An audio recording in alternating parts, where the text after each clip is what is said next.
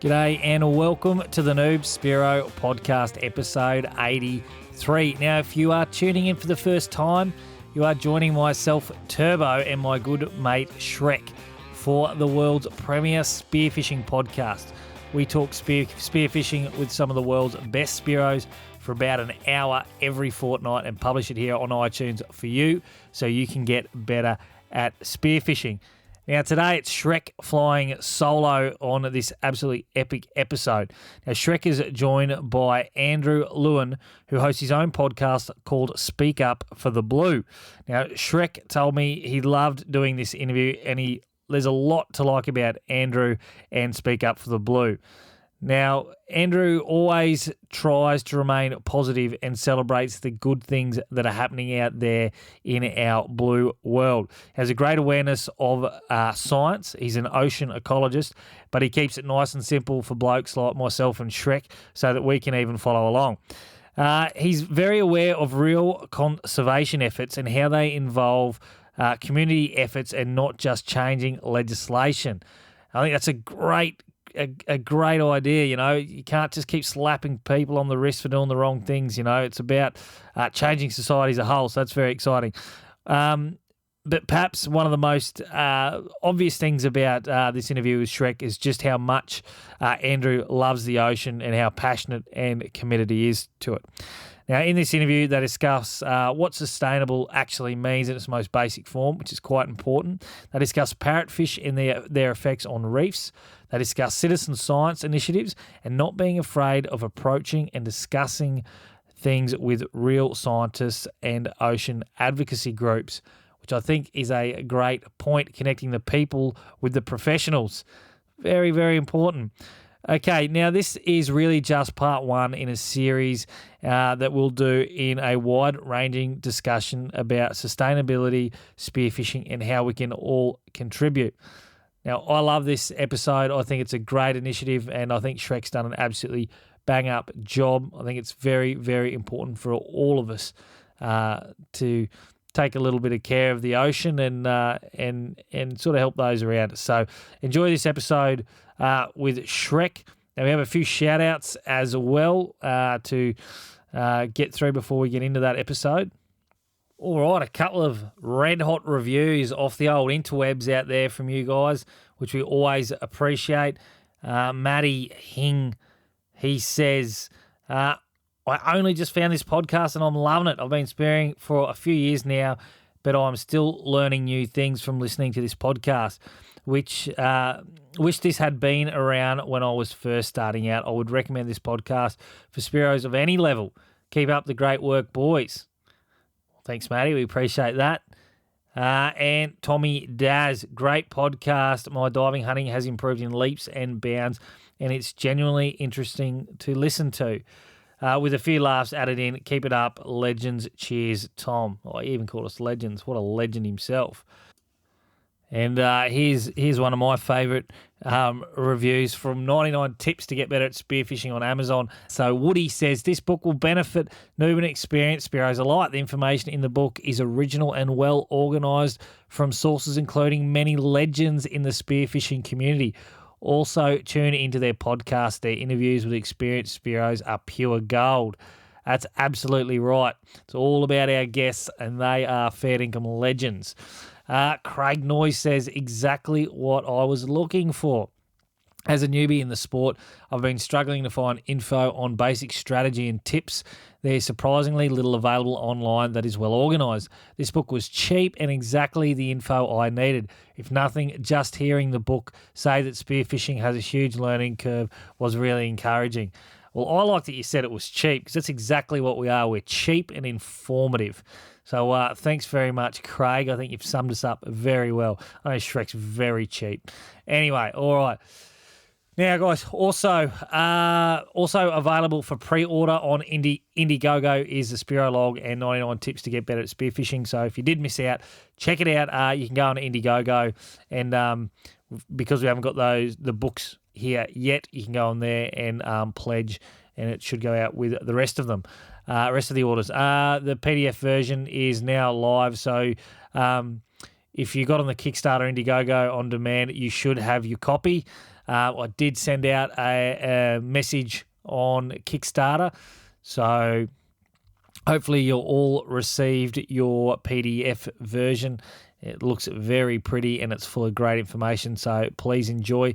The hard copy T-shirts and all the other pledges are on their way, and the printer is now sticking to their deadline, which we really appreciate because I'm sweating on this. I just want to get it out to you guys, and it's been pretty stressful. I think self-publishing has a few pitfalls and we found them, but not to worry, we are on track. So thanks for your patience. We're getting it out to you very shortly. I think that's it from me. I have not been in the water for, a month or more now, but it's happening. It's happening in a couple of weeks' time. I've got a little trip planned up into Queensland, a little bit further north into Queensland, so I'm absolutely pumped. All that nice winter weather starting to set in our part of the world. That can mean nice, clean inshore water and westerly winds that flatten off the oceans in our part of the world, which is bloody lovely. It's a little bit more uncomfortable, but it's not that cold, so it's okay. All right, I'm starting to ramble. You don't care if I'm going spearfishing. What you care about is listening to our expert today and Shrek getting all the good oil out of him. So enjoy this episode, guys. Sustainable spearfishing. We should all be involved. It should be front of mind. Enjoy this one. I hope you learned something. Big thank you to our sponsor, Adreno Spearfishing Supplies. You can find Adreno in Brisbane, Sydney and Melbourne. They are one of the biggest and best spearfishing stores in the world and stock a full range of spearfishing gear, more than you could ever imagine. So check them out in store, or if you prefer to shop online, check them out at spearfishing.com.au. And do yourself a favour, at checkout, use the code NoobSpearo to save yourself $20 on all purchases over $200. So that is spearfishing.com.au and use the code NoobSpearo at checkout.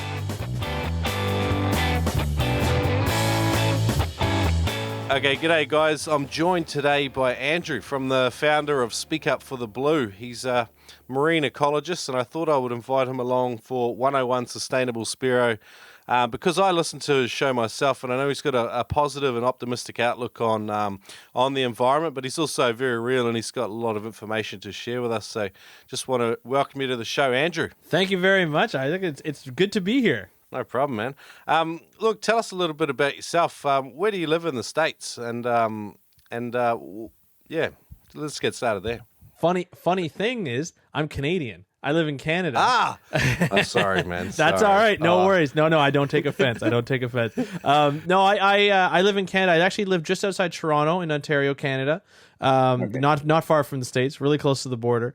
And most of my audience for my podcast, Speak Up for Blue podcast, is actually in the U.S. So there's a lot of stuff I keep up to date on what's going on in the U.S. as well as Canada and the world for marine environment. But essentially, I'm a marine scientist. And I really am involved in science communication.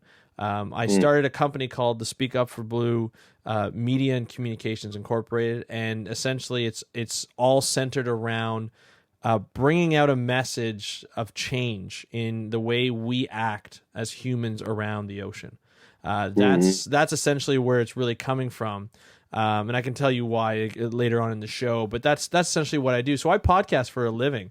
And I just started, back in October in terms of going full time, but the Speak Up for Blue podcast has been around for it'll be 3 years in June. So we're approaching 3 years, and we're growing quite honest. We just surpassed 200,000 downloads, which is great. Oh, look and it just keeps growing and growing, and we've seen a real big growth in the last year, and it's because of like just collaborating with different people, getting on other podcasts, and especially that are like outdoor podcasts, like such as yours, like such as Spearo, and there's another one called Fish Nerds, and it's just great to be able to talk to a lot of different people that respect the outdoors, right? They respect nature, respect the ocean, and I think that's what's helped in terms of getting out there and building up this audience. Yeah, cool. I like listening to your show. I mean, you've got several different style episodes, but I kind of like listening to the latest research that's coming out and some of the interesting things that are going around the world. Recently, I had James Nestor on the show, who is the author of deep freediving renegade science and a kind of a version about the human body and what that goes through in the ocean. But he also explores a lot of the kind of the quirky areas of research going on in the world. And I think a lot of our listeners are the same. They really enjoy hearing about kind of the different parts of research, and generally most Spearos are fairly aware of the environment and kind of what's going on in it. So it's cool to have you on the show. All right, so you're a marine ecologist, yes, which is a type of marine biologist. Can you explain what is a marine ecologist? So, a marine biologist is people who study animals in the ocean. A marine ecologist is studying the interaction of animals with their habitat, right? So how do they use their habitat? Where do they go? Where don't they go? Why? All that type of stuff. So a lot of my stuff, actually, if you go dig deeper, I'm actually a marine spatial ecologist. So I look at patterns of how animals travel and are distributed within a study area. So say if you look at something like a coral reef, you would, as a marine ecologist, you would look at how fish that eat just vegetation, so herbivorous fish, how are they distributed along the coral reef, and how is that affecting coral reefs? Because technically those fish keep the algae off of corals, right? So like you get parrotfish and all that type of stuff, they keep the algae off the corals, allow the corals to be corals and to be healthy, and then but if they're gone, the algae can overgrow the corals, and the coral can't get rid of the algae, right? So I look at that sort of relationship. I wish I did more work on reefs. Unfortunately, I don't, living in a temperate area, but a lot of my work has surrounded itself with looking at marine mammals, how they react to different human disturbance, such as noise or oil and gas platforms and things like that. So but it's interesting. It's fun. So you look at all spatial. I do a lot of mapping, digital mapping, and being able to tell trends and do some statistical analysis and look at whether a pattern is real or just random. Okay. I want to just take a little bit of a brief journey into this parrotfish. I saw an argument a while ago. It was a huge argument about parrotfish and their effect on the reef. It is well known that they chew off parasites and algae and other things that inhibit the coral growth. But then there was another argument that a larger parrotfish actually destroy the reef. They chew chunks off it and things like that. What's your kind of take on that? Well, it's all balance, right? It's all balance in the system. We'll go with that argument first, and I'll talk about even a bigger argument within the science community, which is, it's kind of weird. But the way it is, I mean, you look at a bigger fish can take when a parrotfish takes a bite of algae off of a coral, it takes a bit of the coral with it. So the larger the fish, the larger the bite. But overall, you would think overall it's you're getting rid of the algae growth. So that algae can't spread. So yes, a coral, depending on the type of coral species, if it's a hard coral or a soft coral, will eventually regenerate. And as long as there's not too many of those parrotfish in one area where they're constantly nipping at these corals, and so it doesn't allow for regrowth, then you've got a problem. But if it's evenly distributed, or somewhat evenly distributed, where there's a moderate amount, then the effect will be less. So coral reefs actually go through a lot of disturbances. A cyclone comes through, can disturb a coral, but actually, if there aren't too many that come by at once, it's actually really good for the diversity of the coral habitat. So studies have found that cyclones are actually good for diversity, and that means it's good for stability in the long run. In the short term, it can destroy an entire area, but corals regrow. So as long as they can have that time to regrow, then it's good. If you have cyclone after cyclone after cyclone, within a month, like a number within a month, like 5 or 6, then it takes a little longer to recover. But overall, it's actually pretty good. Okay, interesting conversation. Yeah. Well, and just to go on with the science, like the overall science, the bigger scientific question is, a lot of people say, well, herbivorous fish like parrotfish are the bigger, are really important for coral reefs. If they disappear, then you're going to get just algae. But then other scientists that are more into like the water quality and nutrients say, well, if you have an added, more nutrients in the water, it doesn't matter how many herbivorous fish you have, you can't stop the growth of algae. They're both right and they're both wrong, right? It's a moderate amount. If you have a lot of herbivorous fish or not a lot of herbivorous fish and a lot of nutrients coming in, you can have a lot of algae. But if you have too much of one, then of course you can have an imbalance. So it's all about balance and keeping everything stable. That's why you hear a lot of scientists talk about how important diversity is, because it keeps it stable, right? So if you have one species of herbivorous fish that disappears from an area, but there's another species already there that can fill its spot, then you're okay. But if you only have one herbivorous fish and they disappear, then you're going to get an uncontrollable growth of macroalgae. So what do they call, like, with the human body you have homeostasis. What do you call that in the ocean? What's the equilibrium factor? What do you call that? Is there... Call it many things. You can call it just like a buffer system. It's all within the food web, right? And it's just sort of keeping an equilibrium within the food web. So that's usually what you call it, and you can call it. You can call it sustainable, right? You can call it just stable, a stable habitat type thing. So there's many words to describe. There's not just one, but they all mean the same thing. Excellent. You used $1 million word there, a couple of $1 million words. Yeah. Let's dig into sustainable. This episode's called 101 Sustainable Spearo. What does sustainable mean? It's such a trendy word these days. It gets thrown around like, I don't know, like a political sort of just catchword now. And but it's actually, I really like the word when you use it properly, but unfortunately it seems to be overused and abused. So, what is sustainable? What does it mean? I guess it depends on how you use it, but essentially it's something that you can reuse over and over and over again, as long as you don't abuse it. You know what I mean? So let's talk about fishing, right? If you say, even talk about spearfishing, if you have a number of divers who use the same area over and over and over again and look for the same big fish, and you're constantly getting that same big fish, you're not fishing sustainably, right? Because you're fishing the same species and the same size of species. Well, if you go for the biggest fish all the time, right? And you're not going to, the next generation of fish are not going to be bigger because you're selecting all the big fish out of the population. So the next generation to regenerate is going to be smaller fish. Now, I'm not saying that spear fishermen do that. I'm just saying, just imagine if, like, you take if you just look at specific one area, like say within a couple square kilometers, that's the only thing you fish for like 30 years. Eventually you're going to see a trend going down, but you see it very quickly within commercial fishing, sometimes even recreational fishing, depending on how much pressure you put on it. Is that shifting baseline phenomena? Is that the catch line for that one? Yeah, basically, yeah. It's a shift. You're shifting the baseline. You're shifting the trend. You're shifting what like you'd expect to see, right? So if you talk about, let's say the NASA grouper, right? In Bahamas, a huge fish.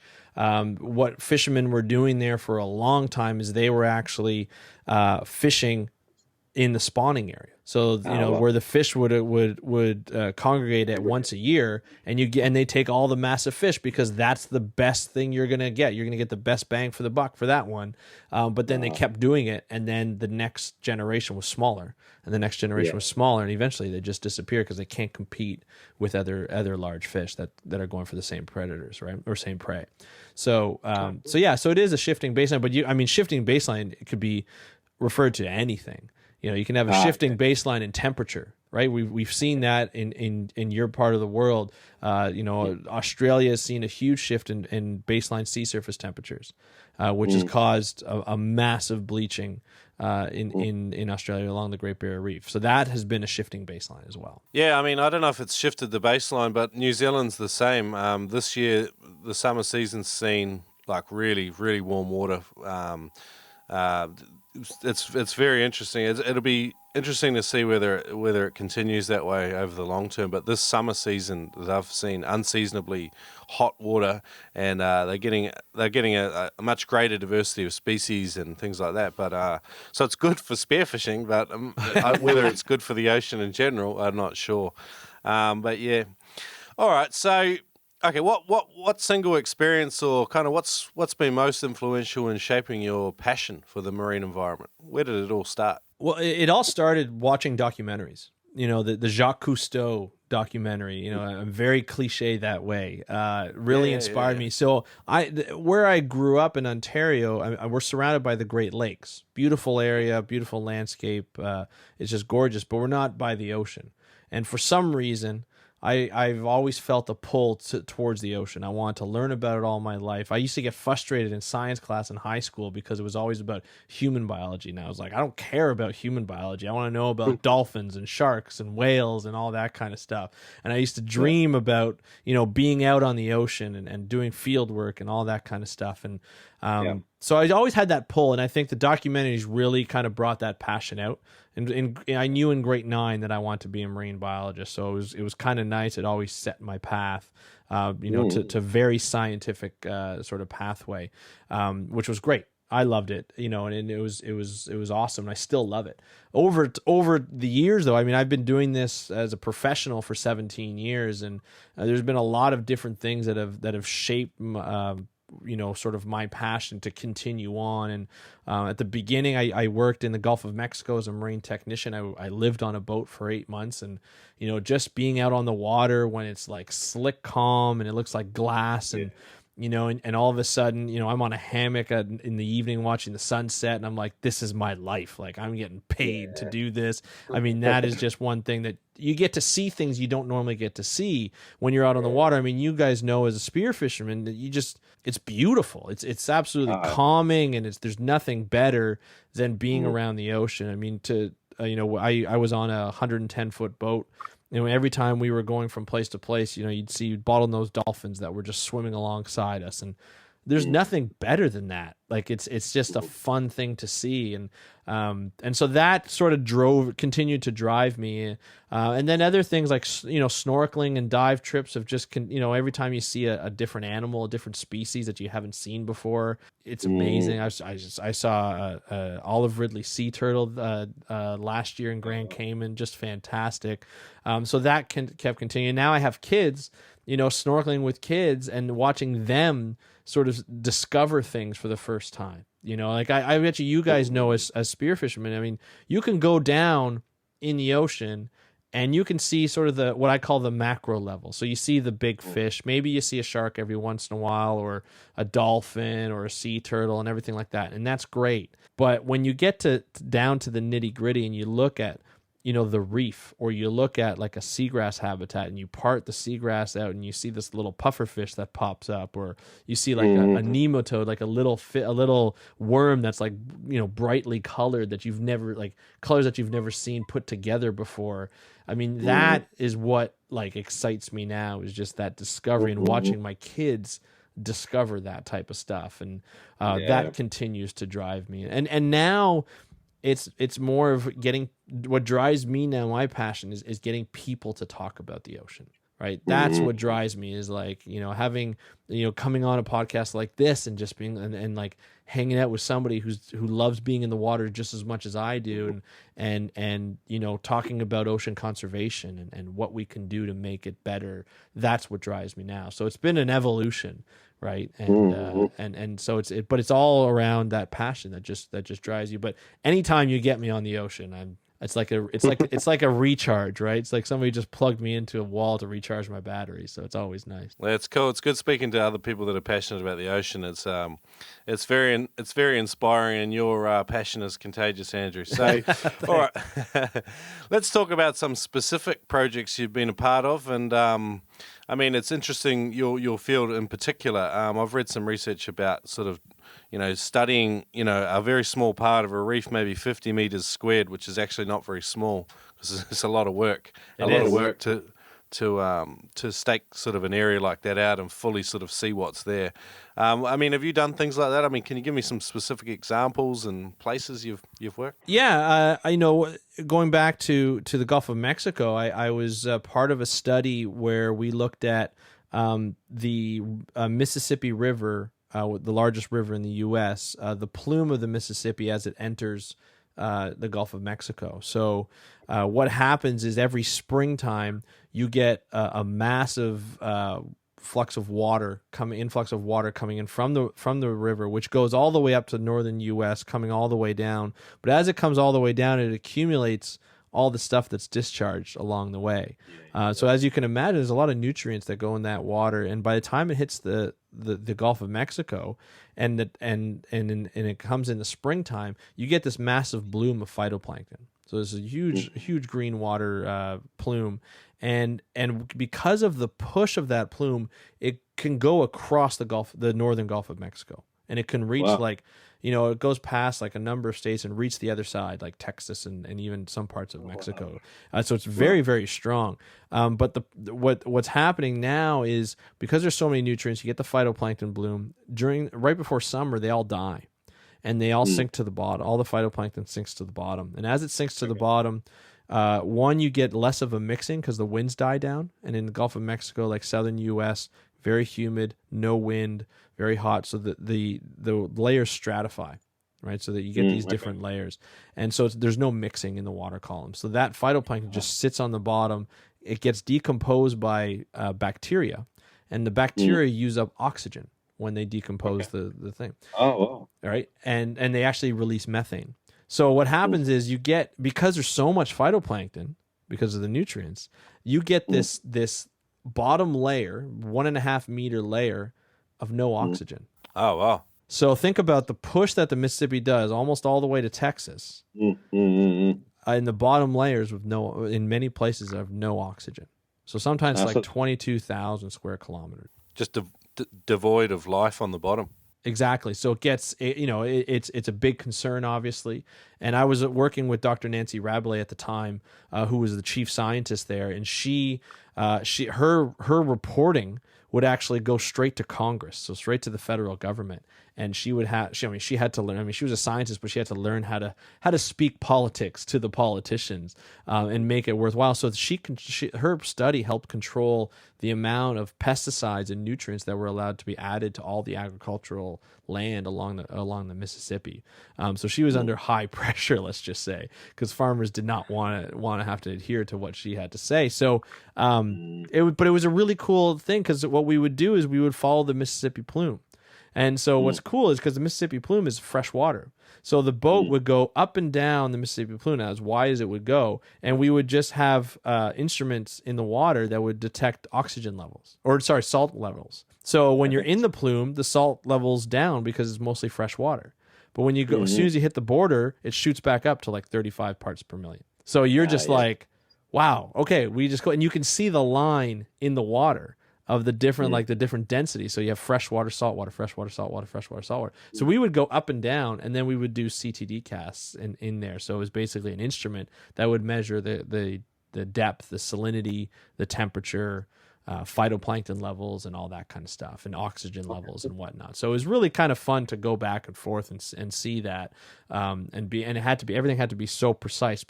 One, it's science, but the other, it was going to Congress, so we had to make sure that nobody could poke a hole through the science. So it was very challenging, but it was amazing. So cool. Yeah, that was a fun one. I enjoyed that. The Hex Dive Now Pay Later deal is finishing soon. Now, it's a great opportunity to get in one of the highest quality wetsuits on the planet for a deposit, and then you can pay the rest later. So, that's pretty good. Spend a little bit of money on that wetsuit every month and a little bit on boat fuel or whatever.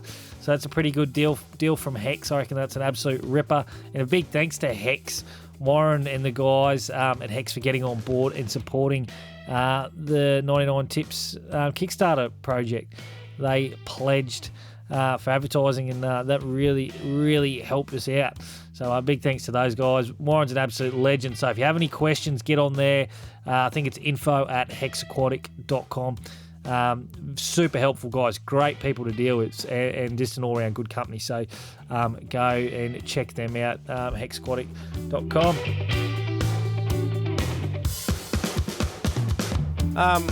Now, on your show, I listen to sort of marine researchers, and occasionally other people speak to you about different things. But I have never heard of Spearo on your show. I'd love to hear what your perception is of spearfishing, and what kind of associations or ideas do you sort of have about it. And I mean, generally on the show, we practice just freedive spearfishing. Scuba dive spearfishing is something we haven't really talked a lot about on the show. But I mean, in general, what is kind of your perception of the sport? Well, I think I have a huge respect for the people and the sport in general. I've seen, the more I've never done it. I've never had the chance. I don't know if I could. You guys hold your breath for a really long time, like you said earlier. There's a science to it. You know what I mean? Like, so I have a deep respect for that, for just the free diving aspect and having that accuracy and whatnot. And I watch a lot of videos on spearfishing because I'm always amazed at just like how patient everybody is before they you find the fish and then you get it, and then how accurate you are. I would be freaking out down there, like no tank. I'm a scuba diver. I'm not a free diver, so I'm not used to that. But what I like, the thing is like it and as any recreational fisher would be, is they love the outdoors. So I have to respect that, because you love the outdoors and I love the outdoors, right? I love being in the ocean. You wouldn't do it if you didn't like being in the ocean. And it's definitely an adventurous sport. It could be dangerous at times. But for the most part, what I've seen people who are in it because they love it and they care for the ocean. And I find it's easier to connect with recreational fishermen and spear fishermen and women. I'll say fisher, but I just find it's easier to connect with them because you see the same thing. You understand what it's like to be underwater. And I mean, I know you guys are focused a lot of times on finding a fish, but you're also looking around. You know what I mean? And you appreciate the complexity and the beauty of it. And I think it's easier to speak to somebody like that about ocean conservation than it is somebody who's never been in the water. Right, because you understand, you see the changes, right? And we're aware of it, and then we value it because we value we're grateful for the opportunity we have now. So, cool, man. I started off scuba diving as well, so I'm kind of familiar with the passion. I mean, I went right through to instructor level before I really couldn't get a job and had to go and get a real job. No, I think you're right. We all share this common bond with the underwater ocean and with the underwater environment, and we value the resource. We're appreciative of it, so we're generally more receptive to hearing about different things that are going on. We have a number of sort of marine management things going on in the waters of Australia, and I believe there's some things in the works for other parts of the Pacific at the moment. I mean, I wanted to talk a little bit about sort of marine management or fisheries management strategies that are being used now in different parts of the world, and which ones, I mean, are effective and which ones are not. Well, I mean, the first thing is I think what the science and management community have really figured out is that nothing you do is going to be effective unless you bring the people who are fishing to the table. Yeah. And that's the biggest thing. And it works with spear fishing. It works with recreational fishing. It works with commercial fishing. And it's the hardest part is bringing people to the table before you start any kind of management process. Even before you start, because you need to get the idea. Because what was happening in the past was scientists would say, okay, here are the quotas. This is how much you need to fish if you want to make it sustainable. Right. And then, and so let's just use an example for tuna fish in the Mediterranean. So the European Union got together, and every year they get together and they want to get an idea. They go to their scientists and they say, okay, let us know what is the maximum number of fish that we can fish that will make it sustainable. So they came up with, okay, it's 15,000 tons. Right. Okay. And so the European, like the managers got it. They said, okay, no problem. Right off the bat, they're like, we're going to double it because we know the fishing community, the commercial fishing community want more. So we're just going to say 30,000. So right off the bat, they've doubled the amount you can fish so it would become sustainable. So now you're not making it sustainable at all, right? You're actually going 2 times more than you should. And then they go to the table to talk to the commercial fishermen, and they negotiate. And then it ended up, one year, it ended up being 60,000 tons. So now you're like 4 times more of what you originally started that would make it sustainable. So that just doesn't work. And another example, I was a part of my master's degree, was looking at marine sizes and places of marine protected areas along the Scotian Shelf. So along the east coast of Canada, Bay of Fundy, Scotian Shelf. And I was part of a bigger project with World Wildlife Fund where they were looking at putting together a network of marine protected areas, very similar to the Great Barrier Reef. It has little different management areas, smaller management areas within one big area. And but the problem that they did with that, they worked with the government, they worked with they were a nonprofit organization. Problem with that is they decided to come up with a model, and they came up with a set of areas, sort of priority areas that they called, and they brought it to the fishing community, but they failed to communicate to the fishing community that this wasn't the final map. So the fishing community is like, well, this is the final map, and all these fishers like, well, wait, that's my hotspot. No, I'm not giving up that. Like, you put a marine protected area right on that. I'm not going to go there. So the trouble with that is they didn't go to the fishing group before they started the process and get their input, because the model could have spit out a very different scenario based on the input, what we call traditional fishing knowledge or traditional ecological knowledge within the area. And then so it'd come up with something different. So you can come up with a lot of different things. So when you bring that to the table and you get them involved and you say, hey, let's share data so that we could maximize your area, right? And they did that in the Great Barrier Reef, and it wasn't easy. But at one point, the Great Barrier Reef had a 3% of the area was no-take areas. That means nobody could go in. Scientists couldn't go in. Fishers couldn't go in. Tourists couldn't go in, like recreational diving and all that, spearfishing, couldn't go in. So they wanted to increase that after like 30 years. So what they did is they had, at the beginning of the Great Barrier Reef Park, when they established it, they put trackers on all the commercial fishing boats to find out where they're fishing. And then so what they did is they looked at how big they wanted, what areas they wanted to make bigger and what areas they wanted to add to the no-take. And then they overlaid that on a map with the GPS points of where the fishers were going. Well, it just so happened that the fishers weren't going anywhere near where they wanted to expand. So they were like, this is perfect. So they went to the fishing community. It's like, hey, this is where we want to expand. The fishing community is like, oh, hey, we don't even go there. Let's do it. We have no problems with it.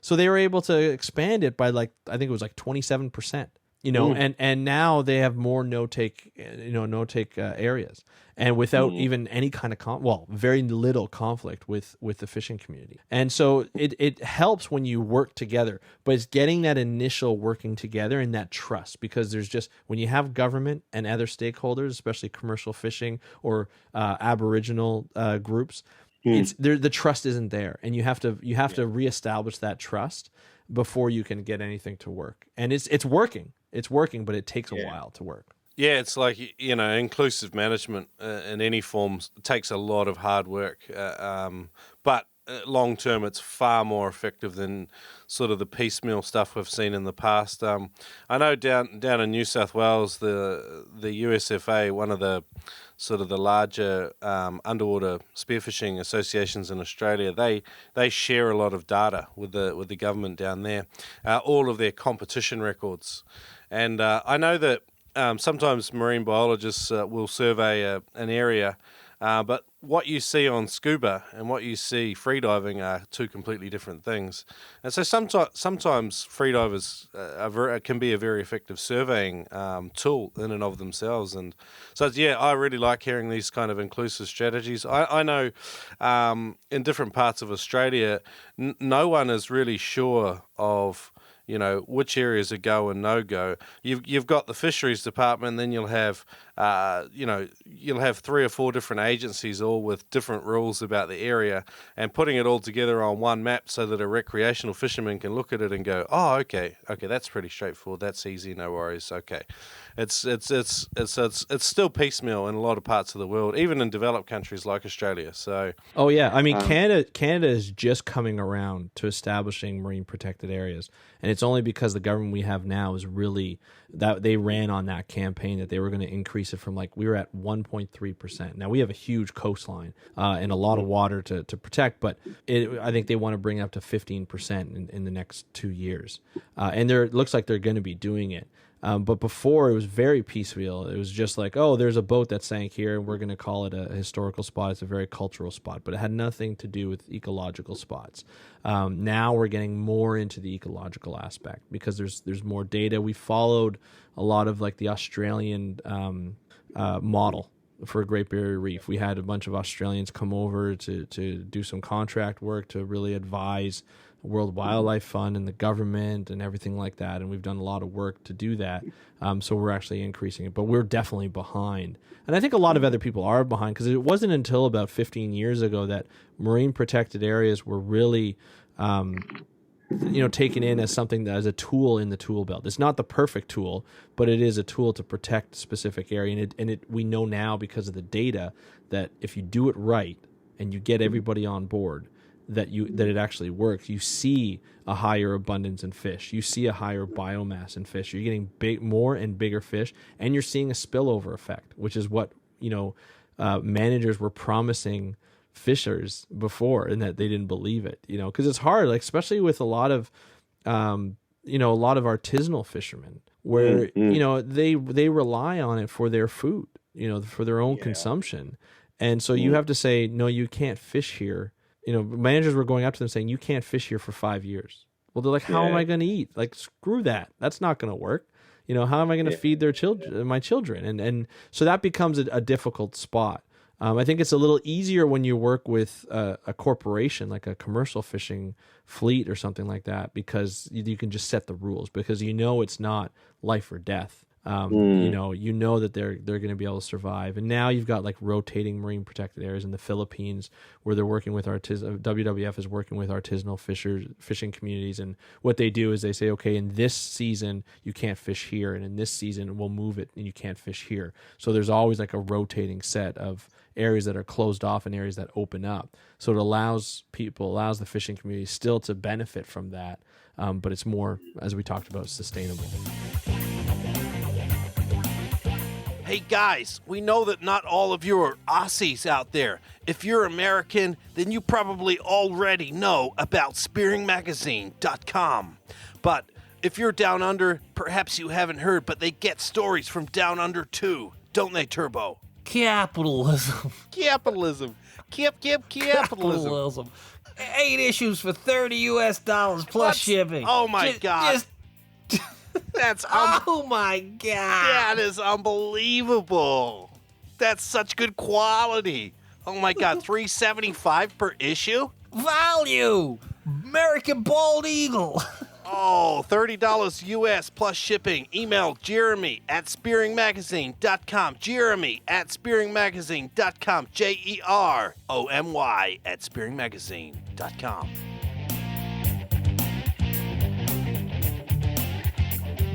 We had a guy on the show a while ago, and his kind of thing was packing for these really remote trips and really sort of braving it out into sort of unexplored parts of coastlines and having a really good go. And very exciting guy to talk to. Really, really love what he did, and it was interesting getting sort of his insights on how he prepared for these trips. But he was in the water in an unexplored part of sort of Asia. I believe it was around Sri Lanka. I can't quite remember the details, but he was in the water, and 1,000 meters away, a guy started dynamite fishing. And he was in the water, so you can imagine what that's doing to your ears when you're 15 meters or 40, 50 feet down, and here's this guy dropping dynamite in the water. And I mean this is a part of fishing that's long gone from most parts of the world, but it's still happening in some parts. Yeah, you still have dynamite fishing in some parts. You're right. I think it's more areas that are not really opened up to a lot of people. It's just an easier way, a more efficient way. Cyanide fishing is still used for especially the aquarium industry, which again is starting to decrease, but people are still using it. But we're much more aware of it. We can tell, like, usually if people use cyanide for fishing and they use it for the aquarium industry, usually the fish die soon after. So by the time you get the fish, they end up dying. So they're not really a lot of importers of aquarium fish are getting onto it, and they know who not to buy from now. So they're kind of excluding them from the process. These cyanide fishes, but dynamite fishing, I mean, yeah, it's still used. Fishing in general honestly, when you look at it in certain parts of the world, it is a complete mess. I mean, you've probably heard the stories. Indonesia's firing on Chinese ships because they're fishing in their area and they're sinking their boats, by missile. Like it's insane. Right. And then you have like international fishing where you have major human rights violations. You have basically slaves on ships. They take them from the Philippines, they take them from Indonesia, parts of India, and they'll bring them on the ship, and they'll feed them very minimal. And if they get sick, they get thrown overboard. They rarely go back to their home countries. They rarely see their families. They just send the money back if they get any money at all.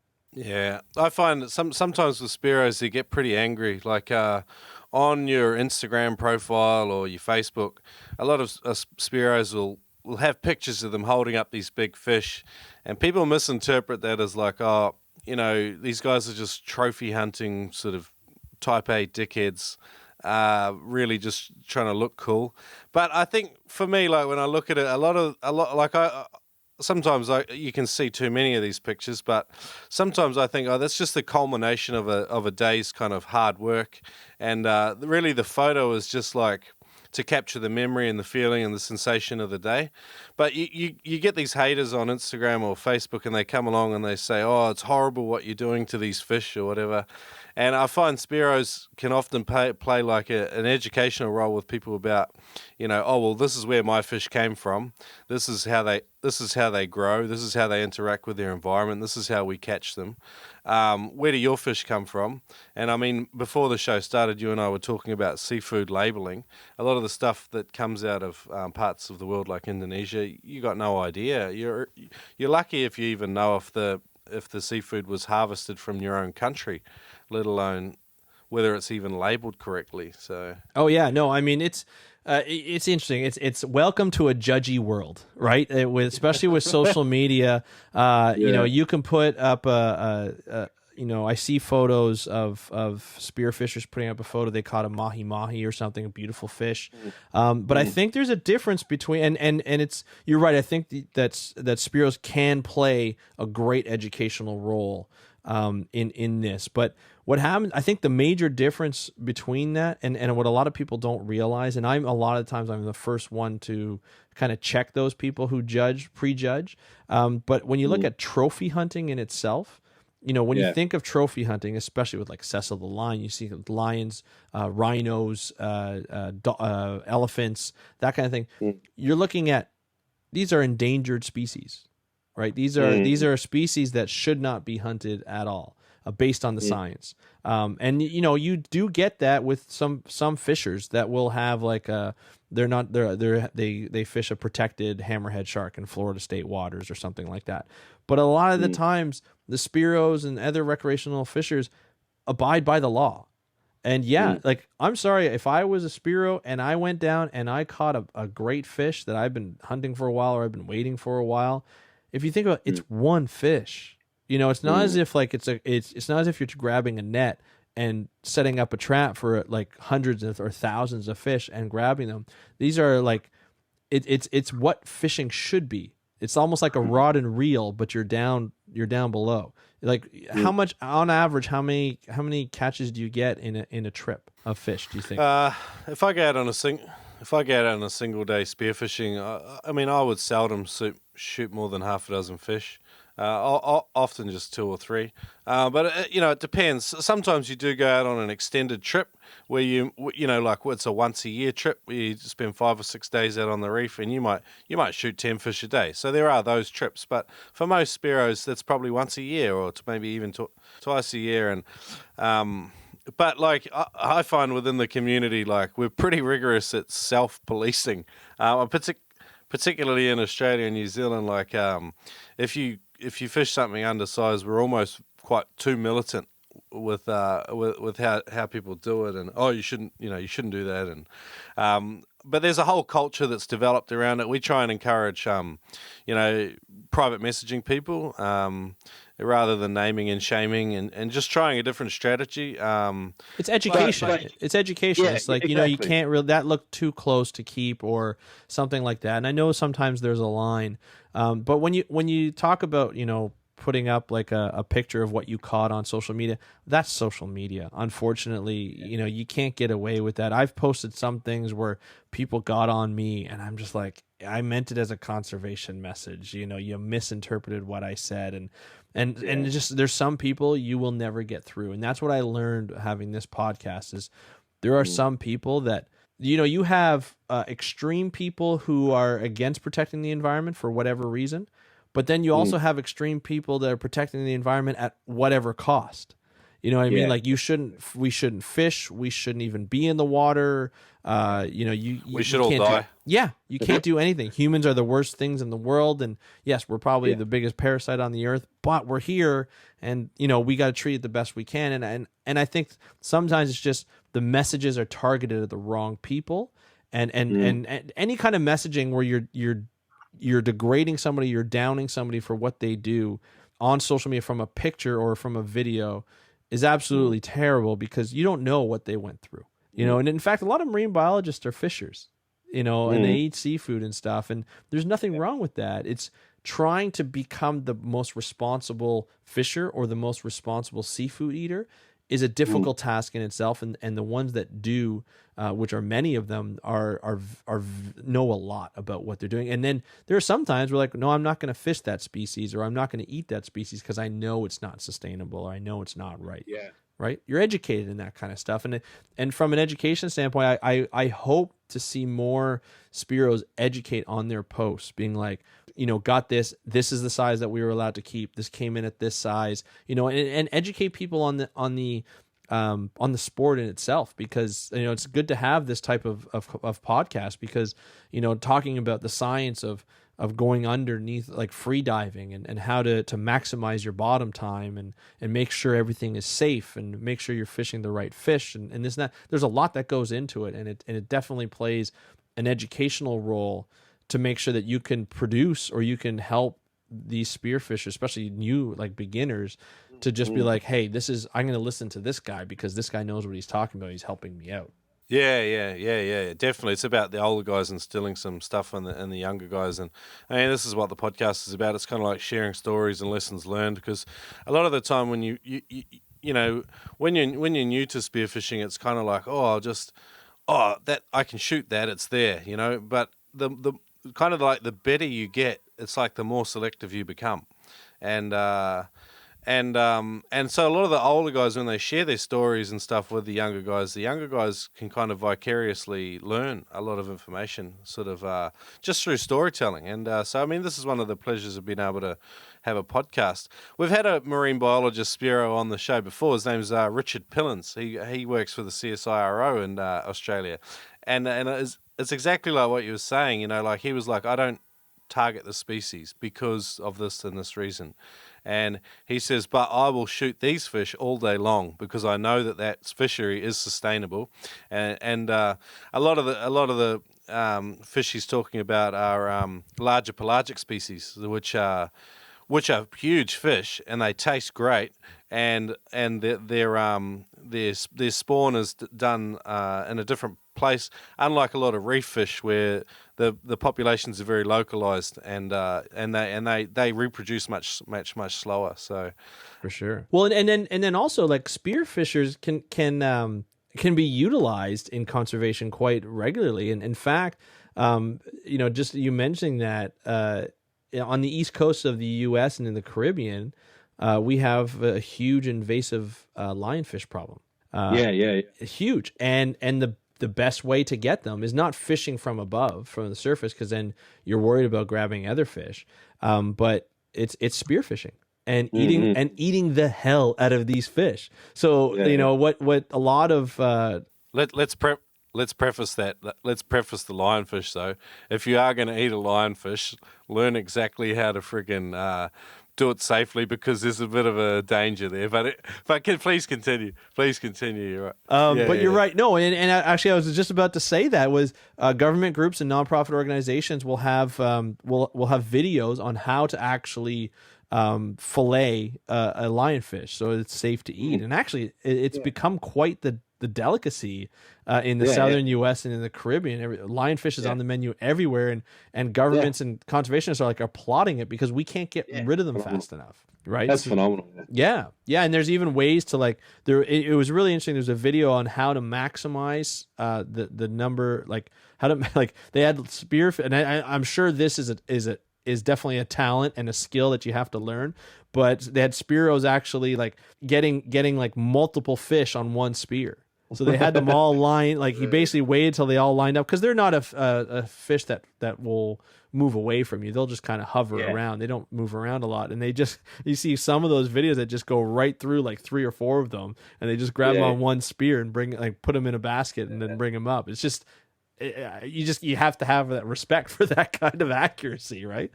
Yeah, and there's competitions going there now to really kind of drive the catches up. In New Zealand, they have a similar.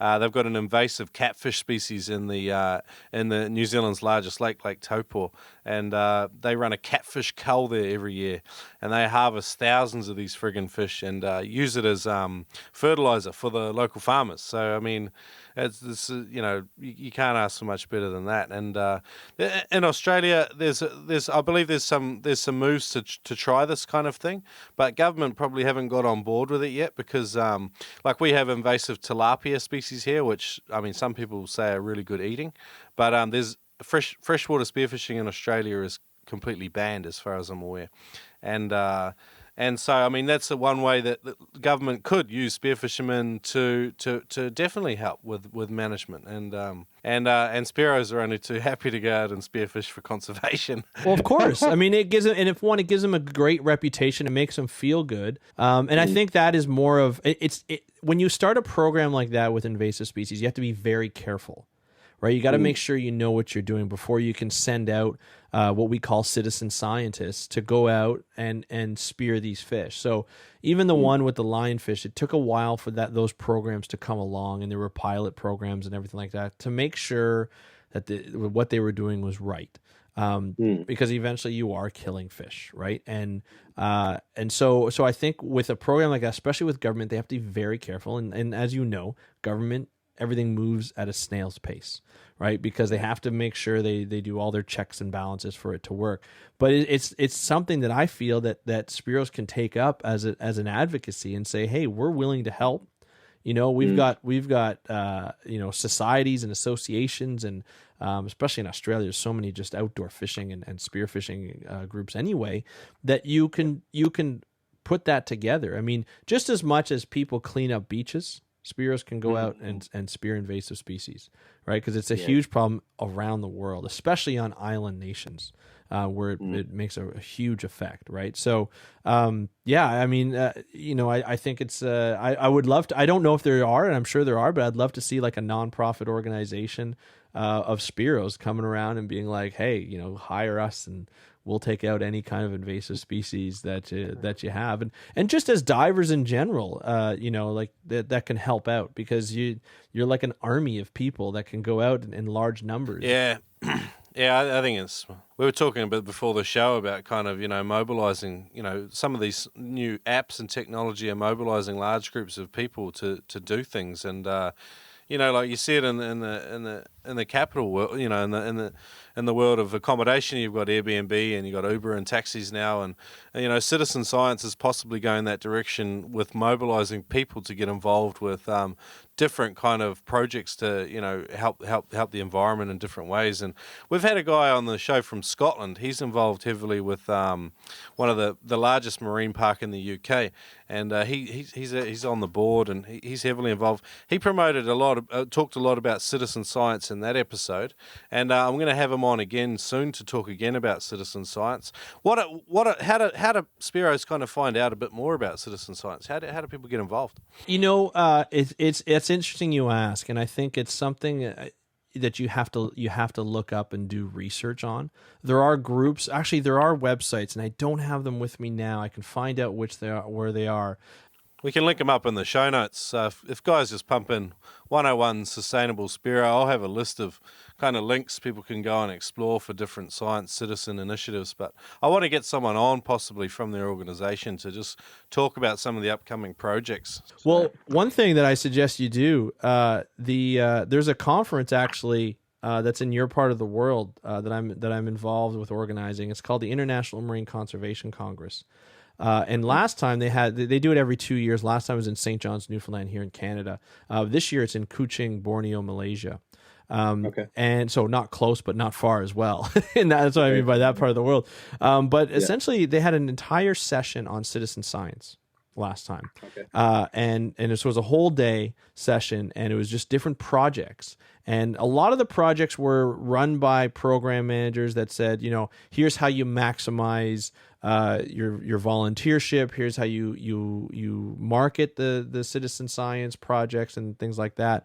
But a lot of them are very small programs with very small marketing budgets. So sometimes it just takes a little while to find them, right? But what I would recommend is you interact with local nonprofits, environmental nonprofits, universities, and people like myself, that can help you. Like if people, a lot of times people come up to me, it's like, hey, I want to work in a citizen science program, and I live in Brisbane, and I'll be like, okay, let me go see if I can find some contacts for you, and then see what you like. Well, okay, there's an organization called Kangaroo Blue that's based out of Australia, and they do beach cleanups. But not only do they do beach cleanups, but they track what they clean up on the beaches, and then they find out what they have most of, where they come from, and then they go work with the industries to try and reduce the amount that's going into their beach. Really cool organization, all run by citizen scientists. And so there's a lot of things, and I'm sure there's going to be a lot with. There's a citizen science group called Reef that has a protocol. You can actually learn how to do scientific diving on coral reefs, and you can you can go out wherever you want, and you can do a run like a line segment, and take video or track it, and then input it into an overall database. There's things like Seagrass Watch, where you can do the same thing. You can go out and you can look at seagrasses, take like quadrants. You have like basically make a quadrant out of a PVC pipe. You just get what you like, the type you want, and then you can go in and put it down. You just basically observe what you have in there and write it down. Types of seagrass. They'll teach you how to identify different types of seagrasses and all that kind of stuff. But when you have a bunch of Spearos, you guys probably know your species, or some of you might know your species more than others and stuff, and you can share that. But there's so many of them. Like, do you ever go up to Byron Bay? Down to Byron Bay from Brisbane. It's about 3 hours south. Occasionally, a lot of hippies there smoking heaps of bongs. But there's there's citizen science groups in there. There's citizen science groups in the northwest of Australia. Is that the Gold? No, I'm not sure. I don't know my geography in Australia. I apologize. But there's I did a show. I'll link it to your show notes. But I did a show about a woman who heads a citizen science group on seagrass. And they take people out and they teach them how to do all the stuff, and they get to see some really cool things, dugongs and all that kind of stuff. It's pretty cool. Cool. I actually listened to an episode recently on your podcast, and it was all about seagrass. And I didn't realize how much they did for the environment. And And yeah, phenomenal. And I wouldn't have known that without listening to Speak Up for the Blue. So that's the idea. I'm glad you did. I mean, that's the goal. I mean, you look at, we all talk about reefs and how beautiful they are. But you look at mangroves and seagrasses, and they're integral in that chain of habitats, because a lot of the species that end up on the reef will start off in the mangroves and the seagrasses as their nursery habitat. So they go in there to hide. And seagrasses, if you listen to the episode I think you listened to, they have I think it's 14 times the biodiversity in a seagrass than they would on a reef sometimes, because there's just, you can fit so many species in there, and it's just amazing. So those are very integral, and that's the thing, we don't value them as much. So when we remove seagrass, we don't think it's that big of a deal. But it's integral in that aspect. That when not only that, but also not only for biodiversity, but for shoreline protection as well. One of the things that came out of the UN during the, I think was it 2004 tsunami in the Indian Ocean, the biggest thing that they found was that the areas that were hit the hardest by the tsunami were areas where the coral reefs and the habitats were degraded the most. Okay. So where mangroves were removed to put in for shrimp aquaculture, seagrasses were dredged up. That all takes, when you have those in there healthy, it decreases the wave energy, right? So they'll still be damaged, but it won't be as much, and it won't go as far in. So that's what they know. So to have all those systems and all those habitats protected and healthy is a benefit to us for shoreline protection in case of a tsunami. Turbo's my co-host, Andrew. He's going to be spewing he missed this interview because he's got a background in environmental science too, so he would be able to talk much more knowledgeably about lots of these things than I do. But it's been a real pleasure to have you on the show. We might have to get you again in the future. Really wanted to ask you if you had a sort of a final message for the spearfishing community at large, really. I'll put you on the spot here. Yeah, no, I think one thing is it's a pleasure to chat with you on this. I mean, this is awesome. It doesn't matter if you have a background in environmental science or not. The questions are very similar to what we get with a lot of people. And the thing is with Spearos is you guys see the change.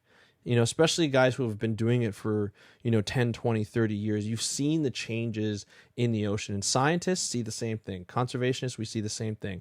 And we're all trying to do our part. So the first thing I would say is educate where you can. Educate people who are not Spearos. Educate people who are Spearos, or continue to do so if you already do so.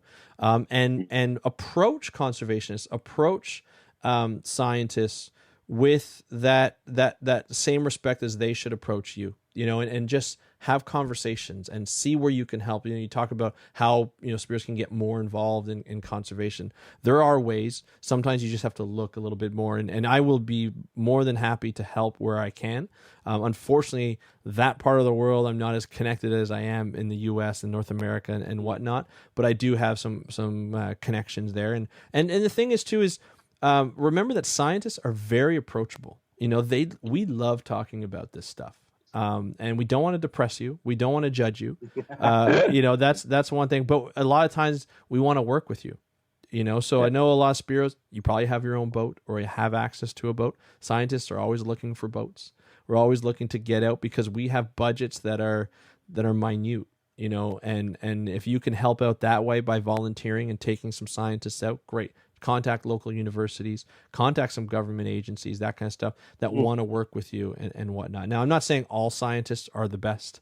We have our bad seeds. All conservationists have our bad seeds, but for the most part, they're very approachable.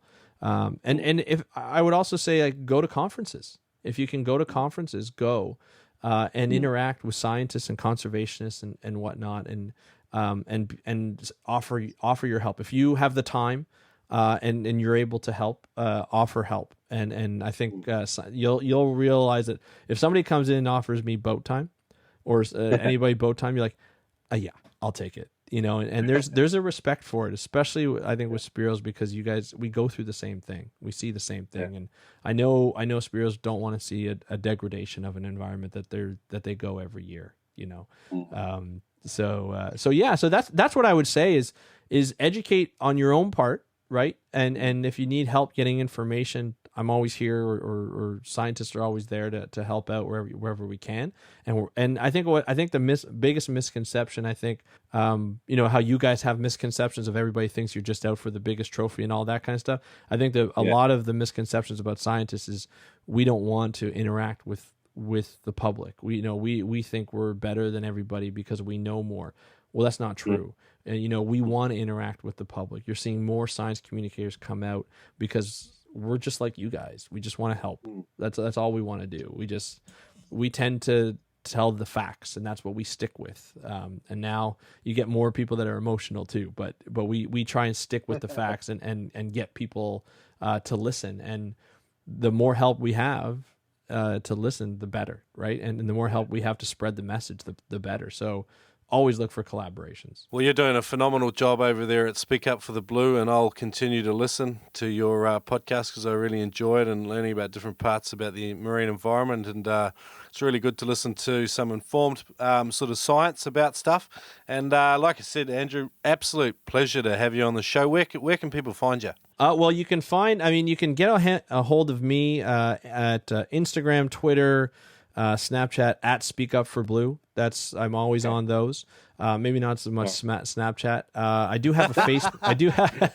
I do have a. We've got Snapchat as well, but I wouldn't even know how to use it. I know. But you got to do it. I don't even know. Is it worth even having a token presence if you don't do it properly? I don't know. I know. So there's some times where I'm just like, I don't know. I almost want just my daughter to control it. I'm like, you do it on behalf of science. I'll tell you what to say. You know more how to use it than I do. But I do have a Facebook group that anybody can join. It's speakupforblue.com/group. And then of course the podcast. I'm on iTunes, Spotify, Google Play, tune in. Do you guys have Alexas? Do you guys have those? The smart home devices? No, not really. Oh, you guys don't have that yet. Okay, well, basically it's like this little machine that it's voice activated, so you can ask you to, and you can actually play my podcast on there. So it's kind of fun. So it's the Amazon Alexa that they have, and it's really cool. Okay. Yeah. So there's a bunch that are coming up, but you can play off of that. But yeah, iTunes, Spotify, TuneIn. We're Stitcher. Anywhere you listen to a podcast, you can get a hold of us. So take a listen and subscribe. And I've subscribed to the Spearo, so I'm learning about spearfishing because I'm very interested. I don't know if I have the guts yet to try it, but we'll see. Maybe one day. All right. Well, I'll link all the stuff up in today's episode anyway, so it'll be 101 Sustainable Spearo. So thanks for joining us today, Andrew Lewin from Speak Up for the Blue. Wicked. Good chat, man. Thank you. I appreciate it.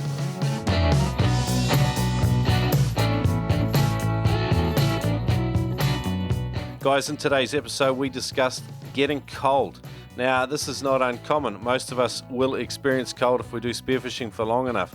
Now, to overcome being cold, you can get your hands on a good set of booties, gloves, and a wetsuit. Super important, and it's always that compromise between durability and comfort. But head over to spearfishing.com.au and check out a full range of wetsuits. And the thing I like about shopping online, sometimes you can read a lot of product reviews and get an idea of exactly what you're buying. Now, our show sponsor, spearfishing.com.au, have got a comprehensive list of products with reviews from people just like you and I. So get on there, check out an awesome range of gear, and if you do decide to buy something, pump in the code NoobSpearo at checkout, save $20 on every purchase over $200. That's spearfishing.com.au. Thanks for supporting us, guys. Guys, plenty happening in spearfishing news at the moment. I'm going to read a few headlines for you, and we'll link all of these up in the show notes. So if anything piques your interest, get over to noobspearo.com and check out the show notes for this episode, and all the links will be there for you. We'll do that for you. All right, so a couple of blokes in the UK got stuck on some rocks at Wembury Point due to big rushing tide. They were rescued by the Plymouth Coast Guard, And this story really highlights how dangerous big tides and rushing water can be. So make sure you check your tide times, the size of the tide, or ask a local if you're new to the area. Stay smart in the water. That one's from devononline.com. Over to the bohemian.com. Now, it's a great article that looks at how the abalone fishery closure in California has increased the number of guys learning spearfishing. It also highlights the present concerns about the overabundance on purple sea urchins. So check that out. That is a very hot topic at the moment. We've also going to link up for you guys a research paper. So recent research published in the International Council for the Exploration of the Sea Science Journal covers an interesting topic. Spearfishing modulates flight initiation distance of fishes, the effects of protection, individual size, and bearing a spear gun. Now, that sounds all highly technical, I know, but if this is your kind of thing and you love to dive deep into this stuff, this will be a great little read. It's a couple of main points there. It's about spearfishing changes your body language. Holding a spear gun changes the way fish perceive you. Is that because they can visually distinguish you have a weapon? So we'll link this up. There's heaps of good information in this one, so go over and check that out. All right, that's everything from me. So if anything there piques your interest, head over to the show notes where we'll link it all up and you can have a read for yourself.